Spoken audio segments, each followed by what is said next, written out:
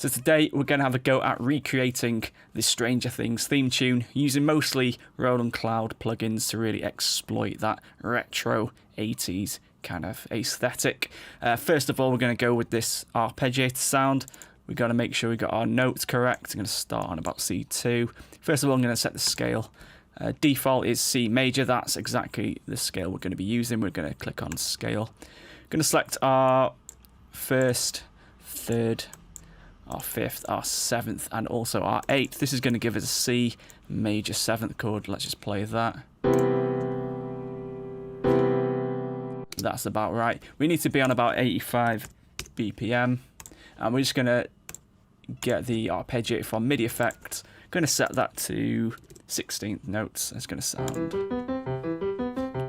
almost. Just got to set the style to up, down. Now, a lot of people assume this ARP sound was made on a Juno. It was actually done on a Moog, and you can get pretty good results using the Roland Cloud Juno 106, but I find you can get a little bit closer using the SH2. So over at the presets, if I select one of the bottom ones, we've got these blank ones here. This is our initialization patch. As you can see, we've got two oscillators and a sub. Let's pick oscillator 2, if I turn that one up. We go for 2 octaves higher. We're going to go to a square wave. Going to go somewhere in the middle. I can even assign this to the LFO.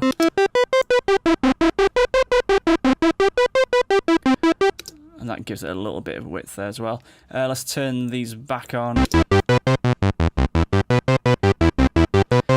Going to aim for about 75% on oscillator 2 volume. Let's bring in some of the sub about halfway is good. Let's fine tune this slightly outwards. Let's go down a bit. Too far. Somewhere about there is pretty good. Now it sounds a bit raspy. It sounds a bit dirty at the moment. So let's bring the cutoff down. About there. Sounds good. We need to shape this sound to give it more of a pluck sound. So let's bring that down. We'll go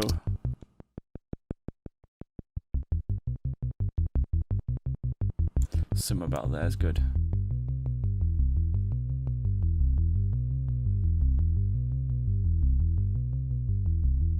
And then we'll bring some of the filter in with the envelope. Let's nudge it up a bit.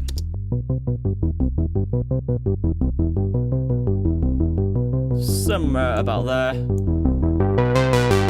Too much. Let's bring a little bit of res.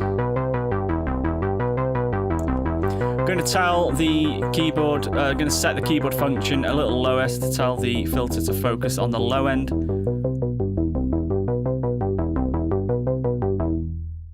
And let's use the tone to take a little bit of that bass out of there.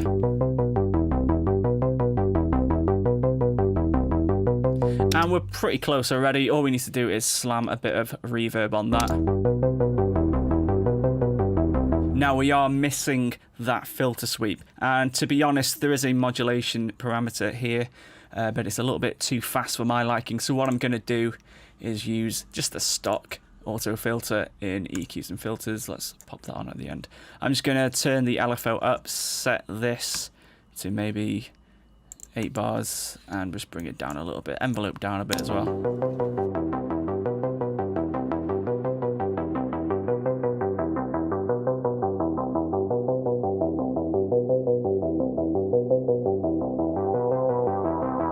And that's pretty close. Let's go for that heartbeat. I'm just going to use the 808. I'm going to select one of these blank presets so it doesn't trigger a pattern.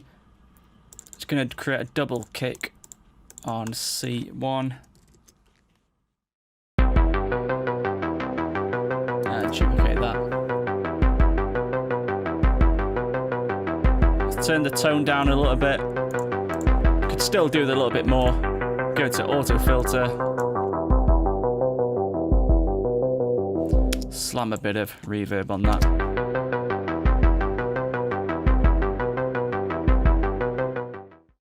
So I've gone ahead and I've created a MIDI clip. We've got our chords for our pad sound. We've got a C major and an E minor, and that's across 4 bars. And that sounds like on the Juno 106. And the best part about this, the default sound on the Juno 106, is that the default sound is very similar already. One thing I will do is just bring down some of the frequency and maybe give it a bit more brightness on the initial transient hit.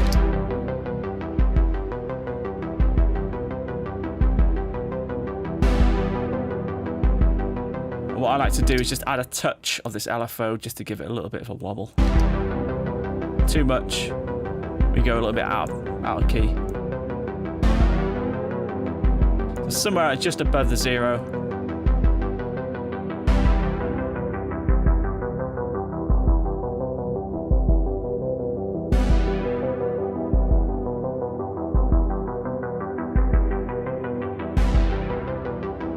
And of course, slam it with reverb.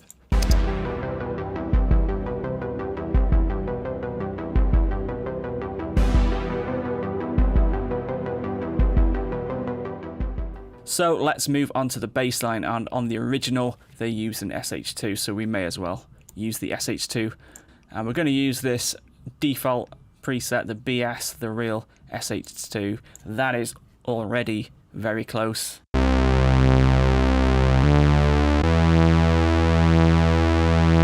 So I've gone ahead and just programmed in the bass line, starting from C2, crawling up past D2 up to E2, and it should sound something like that. So I'm going to detune oscillator 2 a little bit more, somewhere around there.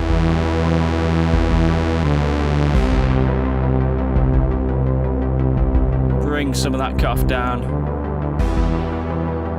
a bit more res.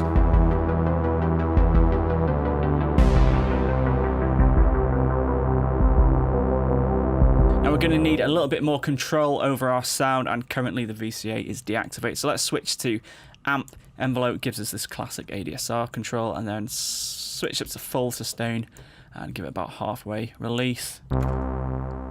Maybe too much, somewhere about there. And we still need that kind of low rumble, so I'm going to take a little bit more of the cut down. So it's like a big muffly drone. And then on the envelope, we're just going to create